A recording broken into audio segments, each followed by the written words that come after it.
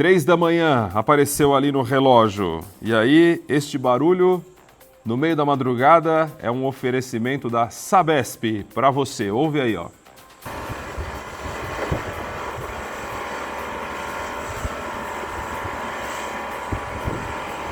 Vídeo da Karina Bueno enviou pra gente aqui, é na Rua Ipanema, na Moca, zona leste de São Paulo. Tá dizendo que de madrugada é assim, ó, e que a mãe dela, idosa, tem uma deficiência, diz que não consegue dormir, não consegue descansar, passa a noite em claro por causa dessa barulheira.